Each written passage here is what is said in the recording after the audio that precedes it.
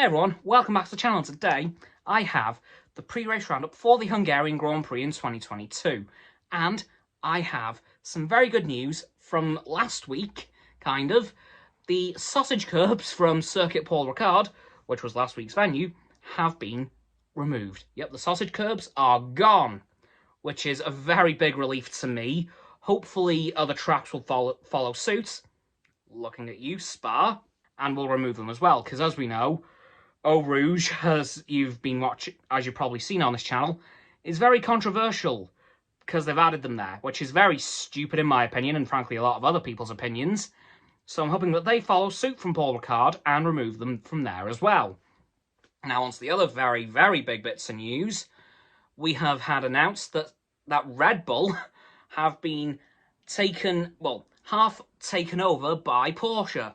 Yep, Porsche have bought a 50% stake in Red Bull.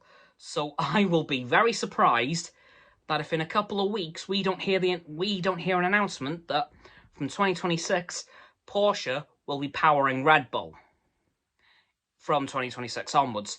As for Audi, we still haven't heard anything of that, although their announcement will probably come very soon as they're both a part of the Volkswagen group. So don't be surprised if we also hear that very soon that Audi are entering F1 as well.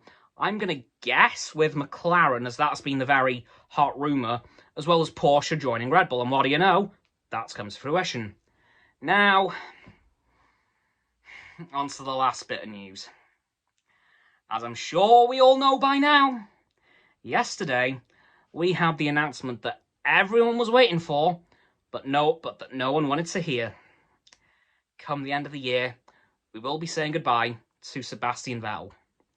Yep, at the end of the season, he will be retiring from Formula One. And that absolutely breaks my heart. He has been an amazing driver over the last 15 years. Because remember, he did start in 2007 only as a cover driver for one of the old BMW drivers. Don't remember which one. No, I think it was Ralf Schumacher. But he did start as a reserve driver for BMW when one of the drivers, who again I think it was Ralf Schumacher, crashed in Indianapolis the day before the race, which led to Sebastian Vettel's F1 debut, in which he scored points. You know, as you do. First ever F1 race, and I just get into the points like it's nothing.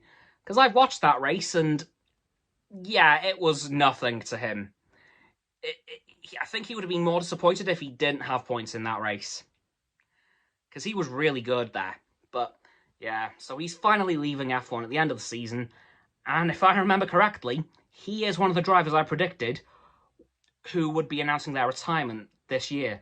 Of course, the other one being probably Fernando Alonso or Lewis Hamilton. Neither of those have announced yet, although I think now that Sebastian Vettel has made his announcement, more drivers who are planning to retire will probably announce their retirement as well. Another one I'm going to kind of throw into this mix, maybe Valtteri Bottas. I know he's just signed for Alfa Romeo, but now that I'm thinking about it, really, it could happen.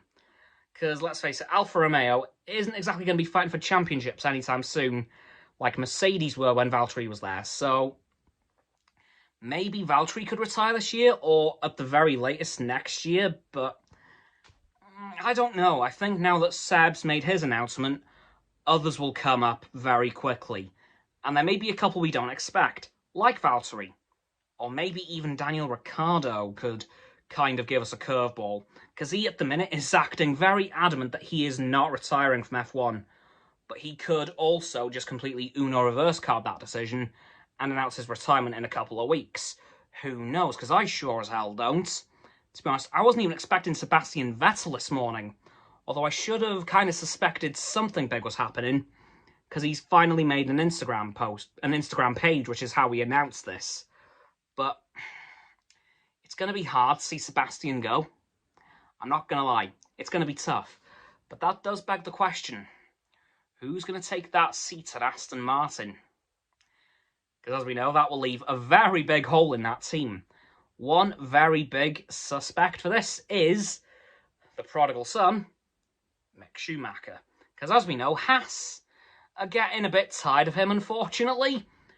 And, of course, with Sebastian Vettel knowing Mick so well, he may very well recommend Mick as his replacement. So that could happen. And that would be kind of poetic as well, because if you trace Aston Martin far back enough, you will find that they were once Jordan. And you'll never guess whose father started at Jordan in 1991. Mick Schumacher's.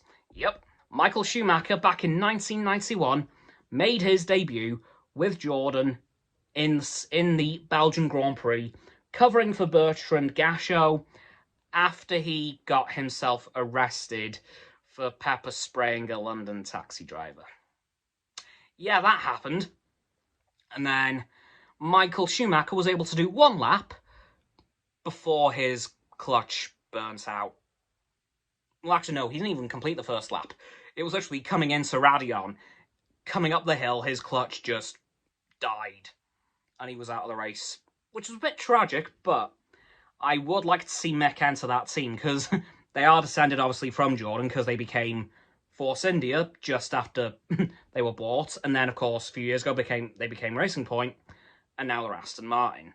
So, would be kind of poetic to see Mick at that team. And no doubt Sebastian will probably give him a few tips before he goes, if that does end up being the case, and he does replace Sebastian Vettel there, which will give Mick some better chances for next season, hopefully. But honestly, really sad to see Sebastian go. It's been a wonderful 15 years, although I now suppose we're just going to have to wait to see who announces what next, because I think this will be the catalyst for F1's silly season to really begin. Because once one driver announces their retirement, if there are others planning to, they'll do the same very quickly. So prepare for a couple of heartbreaking weeks, guys. Just be ready. Anyway, guys, that is going to do it for this video on the pre-race weekend roundup for the Hungarian Grand Prix in 2022. So please don't forget to like this video, subscribe to my Roxanne's and Frost's YouTube channels. Their links are in the description. This button is down there, of course. Yeah, that big red one, unless you've already subbed. Then it's great. Thank you for that, by the way. And once you've done that, please don't forget to click all three of our bell icons, see all three sets of our notifications. Comment as well, because why not? And let me know what you're most interested about this week in terms of the F1 news. Are you looking forward to Porsche coming in? Are you really sad to see Seb go, like most people are? Or are you just happy that the sausage curves have been removed from Paul Ricard? Once you know that too, please don't forget to follow me on all my social medias. They'll be in the link tree in the description. Please don't forget as well to check out Roxanne's website and Frost's Instagram while you're down in the description. And lastly, please don't forget to share this video with all of your friends so they can join the infinite loop of liking, subscribing, commenting, following, and sharing. Yeah, I realised I did that wrong. And around and around and around that loop. I'll see you guys tomorrow with another video. Goodbye!